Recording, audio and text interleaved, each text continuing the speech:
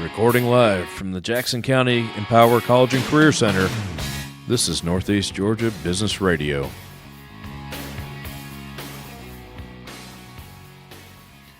Hello again, everyone. I'm your host, Tom Sheldon. Welcome to Northeast Georgia Business Radio.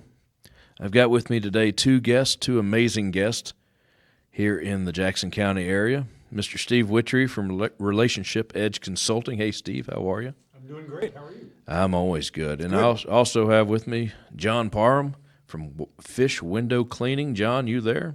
I'm here. Thanks for having me. Oh, you're always welcome. You're always welcome.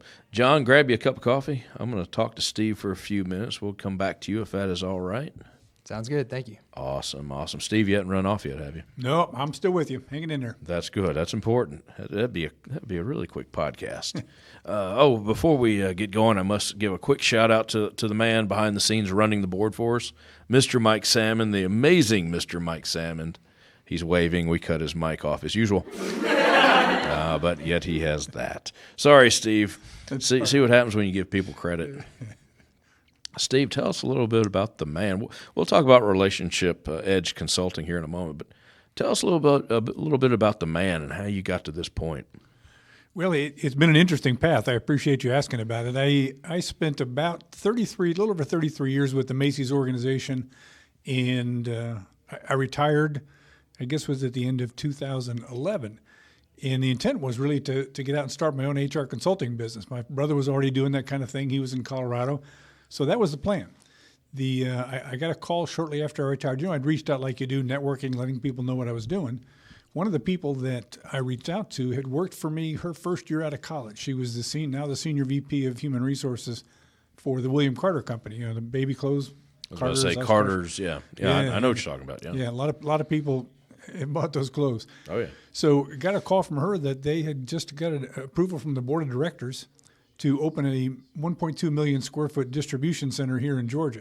Uh-huh. And she needed somebody who knew HR. She needed somebody that also knew distribution centers. And would I be able to come down and help them on a contract basis for 2 or 3 months to get things going? Right. I said, sure. It sounded great. I hadn't got anything going. So I came on down to Georgia by myself, left the wife and the grandkids up there in Illinois where we were at the time, and came down, got started, and 3 months into it, they called me and said, hey, would you consider staying permanently?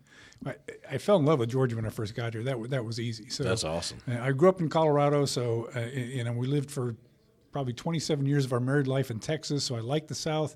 So it was a good blend, and I really liked the company. So we got that distribution center up and going and retired again at the end of 2019. I'm starting to think retirement's not something I do real well. Yeah, you're really bad at it. You're good at everything else. Well, hey, listen, good jobs have good people looking for them and vice versa. And I think you just explained that really well, to be honest with you. But now you're into consulting, Relationship Edge Consulting. Tell us about that. So it's interesting as I look back in how that 41 plus years of professional life went. The latter part of my career, particularly the last 8 to 9 years when I was at Carter's, I really started to pay a lot of attention to leadership and the impact that it had on results. And I'm a firm believer, results matter. They matter in business. They matter in your personal life. Results always matter. And having worked that long and for so many different people, I saw a lot of different styles. And I saw some that were very effective. I saw some that were very unusual. Mm-hmm. But I could see the difference in how different leaders impacted people and how they, leadership is influence and how they influenced them and how they really got them to perform and want to do what they were doing. So I really became pretty fascinated with that and started to, I was always a good reader, liked to read a lot. And of course, with all this observation, I started to connect dots. I could see things that were related in terms of their leadership abilities, how they built relationships, how they talked with people, how they met people where they were. So as I started to put this all together, I thought, this is a lot simpler than people make it. And a lot of the problems that we run into as we're striving for results, we might have the perfect market conditions. We might have all the resources we need, but there's just something that's keeping us from hitting on all 8 cylinders. Right.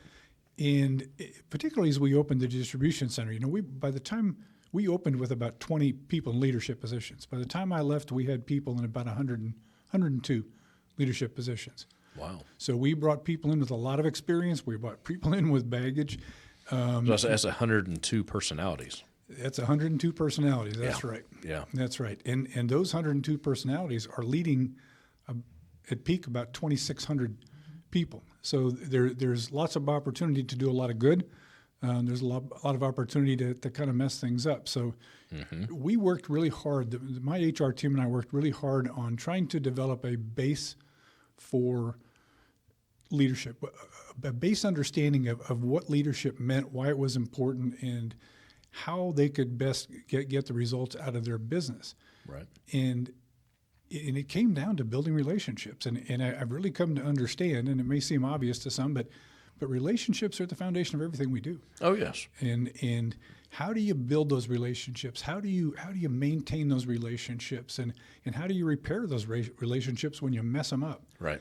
And That can be a double-edged sword. it can. It can make you. It can also break you. That's right. Yeah. That's right.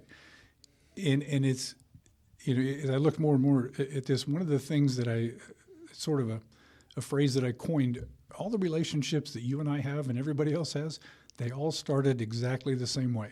Yeah. And that's the acknowledgement of the other person's existence. That Right. might be a nod, a wink, a wave, a greeting, a handshake. Something so simple, overlooked all the time. Yes. Yeah. And that's where it starts. So one of the things that we worked on at the distribution center is often you'd have people in leadership positions go out on the production floor, and they might walk right by an employee and not acknowledge them at all. Right.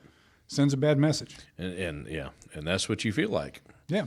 It leaves You're not even there. It leaves a gap in communication, Right. and people will always fill that gap. Now, you're not going to like what they fill it with, but it's going to get filled, and they're going to assume things about you that are probably not correct. So it was so important to make sure that people understood that's how, as human beings, we make connection. We start with acknowledging somebody's existence, and from there, the conversation. And I'm borrowing this from Susan Scott. One of the books I refer to often is Fierce Conversations, and she talks about the fact that the conversation is the relationship. Oh, yeah. You take the young man who's just married his high school sweetheart and looking forward to a great life, and they've talked and they're ready to get married. They get married, and then he starts to find out that weekend after weekend they're having the same conversations, and in his mind he's thinking, we just talked about this last weekend. Can't we just put this on cruise control for a while? And when he finally snaps to it, he realizes what I just said. The conversation is the relationship. That's how Right. That's how we keep things going. And so our world is changing. You and I are changing. We're changing all the time. And the only way that you and I recognize the change in each other is through the conversations that we have, because it's gradual. It's not observable. So being able to master the art of talking with one another and really understanding one another is an art, and it's something that we can work at, and there's lots of ways to go about that, but a lot of it has to do with listening and how we hear each other, what we hear, and a large part of it sometimes is the conversations we don't want to have. The difficult ones are sometimes the most important. Right. Probably are the most important. Right. Yeah, it's the difficult ones that really start to bridge the differences that we experience through the changes that we go through. Right. And somehow we bring that back together. So if there's, and well, I say someone, everyone at one time or other struggles with this. I mean, we're human beings. They struggle to get the results that you want. Maybe you're not communicating.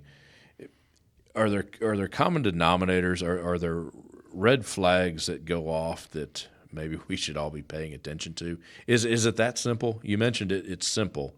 Are there red flags, common denominators that you see time and time again? Yeah, there are, and one of them is the listening. And sometimes we think we're listening well, but really deep listening is an act of surrender. True. Because in deep listening, when we really get there, we realize we might be changed by what we hear. Right. And being open to that, being vulnerable, is a problem for us sometimes. So that's one flag. But the ability to continually revisit the topics that are important and and in doing that, asking good questions. I think men are particularly guilty of this, that when we confront a situation and we see a problem that we think might need to be solved, we want to solve it. We want to fix it.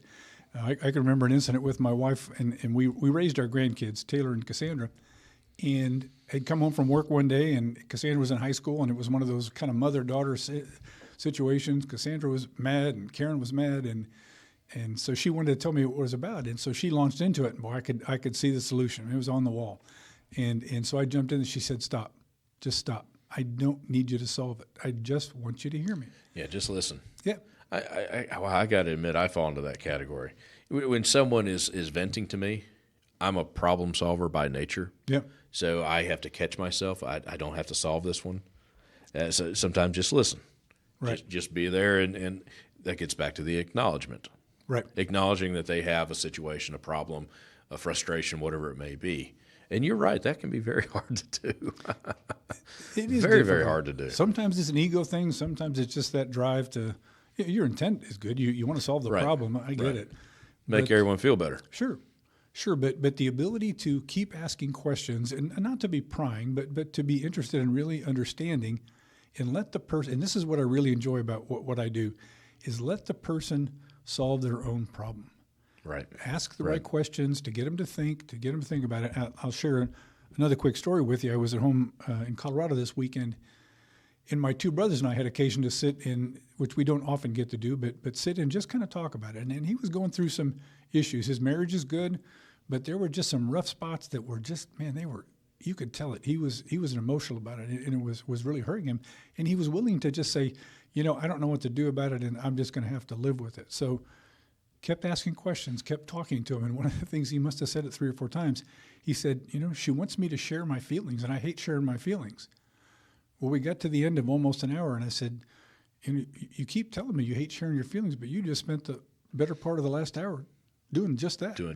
So what's the deal? Right. And it was cool because, a couple weeks later I got an email from him and, thanking us for the time, both of us for the time, and said he and his wife had just had the best conversation that they've had in the last several years. So he solved his own problem. I didn't tell him what to do. Right. It's just a matter of asking the right questions and being genuine and interested in understanding what lies at the heart of what they're concerned with. So, Steve, I got asked, do you actually enjoy doing this? I think I know the answer to that, but are you enjoying this? I love doing it. That's awesome. There's nothing better than sitting down with somebody and having a genuine heart-to-heart conversation where both parties are willing to listen, both parties are willing to, they acknowledge that they might be changed by that conversation, and we learn about each other, but we learn about ourselves in the process.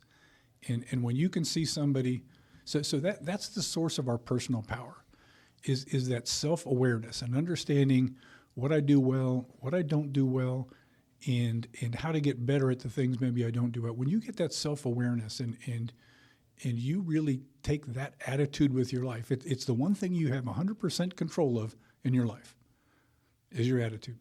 How you approach things, you own that, and you can't blame anybody else. You can take things any way you want to take them. True. But when you see somebody realize that, man, I can control this situation. I'm in control of my own life, and I kind of know how to go about it. And the way to go about it comes very naturally to human beings.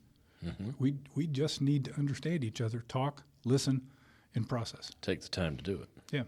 The thing you talked about being vulnerable, allowing yourself to be vulnerable, I think that's huge. Yeah. For a lot of people. I got to admit, probably personally, that's a huge thing. Yeah. And the more I think about it, it's actually silly, but it's true. Allowing yourself to be vulnerable. It is. We, as human beings, we have a natural need to be right. And we spend, look at the world around us. You can watch the news, and you can see how much time is spent on trying to persuade other people to our way of thinking. Right. And, there are always competing realities, and there always will be competing realities, and they're not really competing. They just exist. Mm-hmm. You own a part of the truth, and I own part of the truth. So let's talk and figure out what to do. You don't see that much. No, you really don't. You just don't. Seems like someone has to always be right. Yes. Unfortunately. It's a win or lose thing. It's right. It's a competition. There's no gray area there. Right. Right. Well, now, Steve, how do the folks track you down? How do they get a hold of you? Well, the best way is to go out and on my email. I don't have a website at this point, but the best way is to reach out to my email to swittry.rec, which is Relationship Edge Consulting, at gmail.com. And as I say on my business card, conversation is the key. So let's talk. Let's talk. Let's just talk. Let's talk. I'm with you. That's Swittry, SWITTRY .rec@gmail.com. Steve Wittry with Relationship Edge Consulting. Steve, thank you for coming in. Thank you, Tom. I'm actually looking forward to maybe off air talking to you some more because, man, that's some cool stuff. Good. Well, let's do it. I enjoyed this. Thank you. Thank you. Thank you. John, are you still here? John, you out there somewhere? Yeah, I'm here. Here we are. Did you find the coffee? I found it. Yep, feeling good. They actually had some today? Wow. John Parham, Fish Window Cleaning. I have a feeling you own a cleaning company. You got it. Yep. You're there. You have a really weird sense of humor. Yeah, oftentimes people ask, hey, so is that a pretty hard market to find enough, aquariums to clean? Or wow. Are you involved with, a radio station out of Atlanta and, those types of fish. things? Wow. Yeah. You say, I didn't go there. How about that? Wow. And I'm full of horrible jokes. Just ask the producer. Real quick, what sets Fish apart from other window cleaning companies? I imagine it's quite a competitive market. So yes and no. I knew nothing about window cleaning before 2 years ago when we started this out of Athens. So Fish, though, is America's largest window cleaning company. It's been around since the 1970s. They just hit the 45-year mark, so I think it was 1978 when they started. And I felt comfortable starting something like that with the backing and support that they had, where I didn't have to reinvent the wheel or figure things out the hard way. Makes sense, yeah. So the fact that there's 280 locations across the U.S., the fact that they've got 45 years of experience, but also specific franchise support specialists that's dedicated to me, and a larger team up at the corporate office that they're able to give me support and knowledge that I need to serve my customers here well. They want to see you succeed. Yeah, it's mutually beneficial. Well, hey, that's nice to have people in your corner. Yep, that's right. Oh, my. So what drove you toward, other than, I guess, the big support staff and the 45 years of, they know what not to do, so you won't do it kind of thing. What else drove you to window cleaning?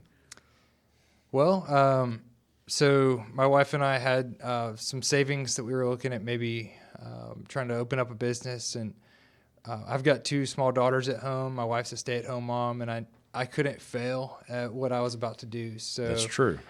Looking into proven track record, proven success, it didn't really matter to me about the type of business as much as the support, the proven success, a system that I could learn and follow, and then it would work for me too. And so far it has. It's been like a rocket taking off. It's been really exciting. We started in January of 21. Right. So we just hit our 2-year mark. And Congratulations. thank you. That's awesome. And it's about, building a great team that I can't do it all myself. Right. So my philosophy when I went to training school for a week in St. Louis. That's the home office. And not knowing anything about window cleaning was a little scary to come back, and now, okay, you're in charge of everything. So sales, payroll, window cleaning itself. Off you go. Right. But like I said, I had that support, and it was needed and very well received, and I valued it. So. But anyway, my philosophy coming back from training school was just, okay, I know I can't do everything. In order to succeed, I'm going to try to hire for every position and then fill in where I can't find somebody at that time. Because you're the boss man. I did window cleaning. I did sales. I did admin work, accounts receivable, payroll, all the different things. And Luckily now I'm so grateful to say that we have a fully staffed team where we've got plenty of window cleaners, and we've got a manager who takes care of the operation, and somebody to do the training, and somebody to do kind of the fixing if there's an issue. Problem solving, troubleshooting. I mean, there's going to be issues. Yeah. We're all perfect and not perfect, and we're all going to make mistakes. We're not going to see every little thing every single time, even though we strive for it. So when the sun rises the next morning and the windows don't look perfect, if we have the opportunity to fix it, we'd love to. You have that customer, don't you? Every service business has that customer. Yeah. I used to work for Chick-fil-A, and, that's kind of the service background from where I, came and was trained in. And even there, it was similar. I can remember a customer one time complaining to me about the type of lettuce, and it was just out of my hands. I mean, this is what they sent us. Yeah, it's not. This is what we're using. It's not this is the recipe, So, we make sure that lettuce is proper and cut properly, prepared properly. It's, in good condition. But at the end of the day, that's what we're using for this recipe. So sometimes you just got to smile and nod and do the best you can to do that. Yeah, this sandwich tastes too much like chicken. I could actually hear someone saying that. You never know what somebody's going to say. It's crazy. I think a giant congratulations on having a full staff. Thanks. Wow. Yeah. That is a giant hurdle. I hope you stay that way. I hope so too. Yeah, it's so I did validation calls coming into Fish. I called a bunch of different, I think it was 17 different franchisees that I might have called more than any other person validating ever in history, but I just wanted to make sure it was the Absolutely. right thing, and the number one thing I heard was it's hard to find people. It's hard to keep people. Oh yeah. And so that's part of why I said, okay, well, I'm just going to try to hire for everything and fill in where needed. And I think that helped, but I also think caring about the people as who they are, learning about them and their families, having things outside of work if we can, or making stockings for Christmas time and having a little Christmas party or white elephant gift exchange, those types of things that help us be more of a tight-knit group than just somebody who's a number or a cog in a wheel. Just number producing. In the system. Right. Yeah. Right. Well, like Steve said earlier in the broadcast, just the acknowledgement that they're, by the way, they're people. Yeah. I know they're an employee, but they're a person. That can be easily forgot sometimes. This is your first foray into owning a business. It is. A quote unquote self-employed person. Yeah, I like the idea of being the business owner, but having the backing and support from a corporate office. That is very nice to have. But I'm sure you make up for that. I'm sure that's not free. Let's put it that way. Yeah, I do pay royalty fees, but that's worth it. But it's still to nice me. to have. Yeah. Absolutely. You buy time and what you buy less stress. Right. So hey, if it's working, keep doing it. Wow, sorry I got lost. I'm loving the stories you guys are telling. So you've got different kind of services, and I forgive me, I know nothing about your specific services. You clean windows. Well, I know there's a lot more to it than that. Sure. That's a 2-minute podcast, and we'd be out of here already. Are there different services? What are some of the services? And we're in the Southeast, and we can get 4 seasons in a day, all 4 at least, in 5 or 6 seasons we don't even know about.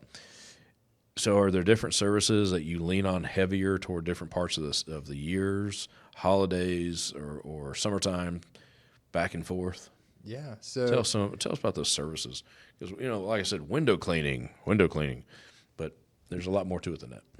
Yeah. So before I got into this, when I heard of window cleaning, I pictured the guys in the high-rise buildings. Oh yeah, me too. Exactly. Yeah.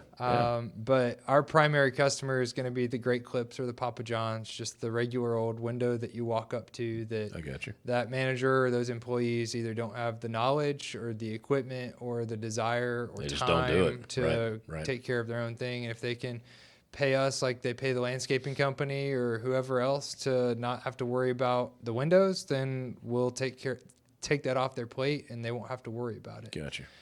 We also clean houses, bigger buildings too. But our primary customer, like I said, is that Papa John's Great Clips. Just walk straight up to it, and you don't need a ton of knowledge or experience, which goes to the training and the staff that we're able to have, right? So I don't need somebody who's really got a ton of experience in high-rise window cleaning or something. I would actually more rather probably have somebody who doesn't have any experience, and I can teach them as long as they've got good attitude and able body, and they're professional and courteous and customer service oriented, those types of things. So you asked about our different services. So specifically for residential, that's more of the seasonal type thing.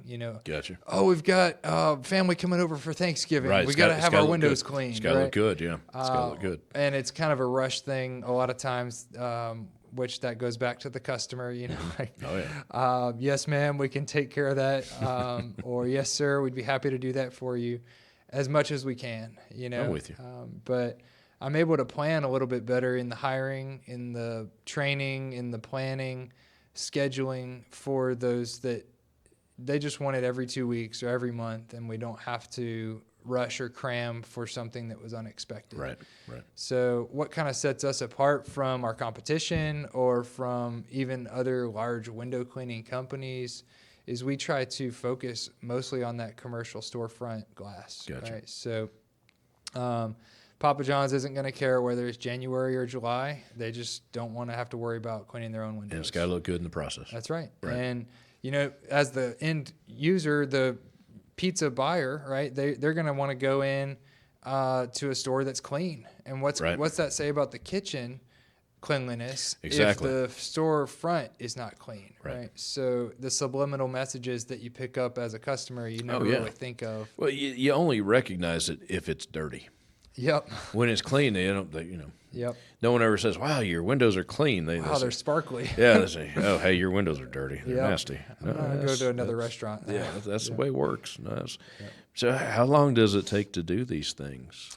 It depends on the job. Of course. So for a house, it could depend on the size of the house, number of windows. You're getting ladders out, I would imagine. We use ladders. We use poles. No, I mean 3 stories and under. So most houses basement are homes and below. Mm-hmm. Yeah, most houses are doable. I got you. With that, and we have specialized equipment, insurance, other things that protect us and the homeowner too. Have you broke a window? Can we say that? We have.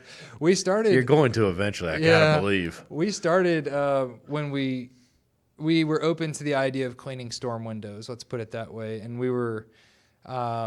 Trying it, going up the ladder with a drill in hand, taking out the screws. Right. Then you're carrying the ladder, or you're carrying the drill, the ladder, and the screws back down, trying not to break anything. Then you clean the window on the ground, and you've cleaned this glass that you're trying not to smudge or make an imperfection on, that now you're carrying a drill and screws back up a ladder. So what could go wrong? The storm windows, we stopped for that reason, just because it was no longer worth it breaking 1 or 2 for the homeowner or for us to. But outside of that, I mean, the equipment we use is pretty dummy proof. It's safe, and luckily we haven't broken any other kind of windows. Good, it's just the more specialized things that we allow our competitors to have. I'll even hand them off to them sometimes. I've built those relationships where a customer will say, "Hey, can you do this?" And we go to write the estimate. I say, "I'm sorry, we can't, but I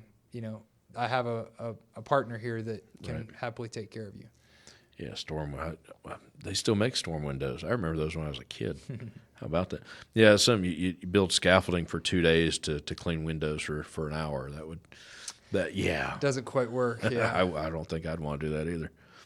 What else you got for us? Well, I mean, I would imagine there's some. If this is a business radio show, I would imagine there's business people out there that might want something else to do, or they might just be curious about this idea of franchising.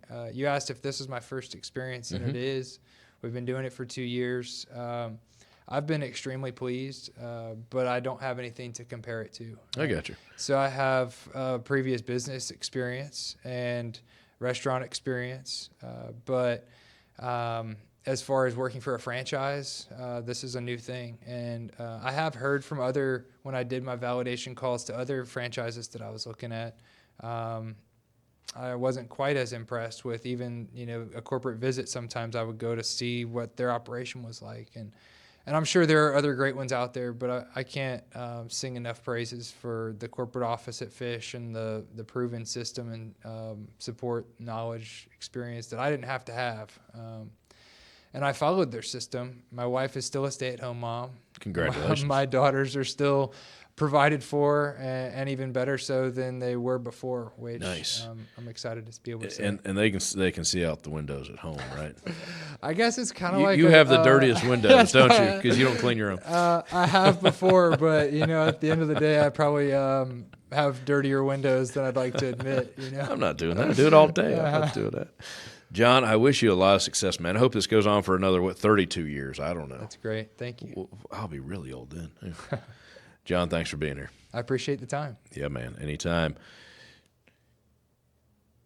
I guess I'm listening for my music.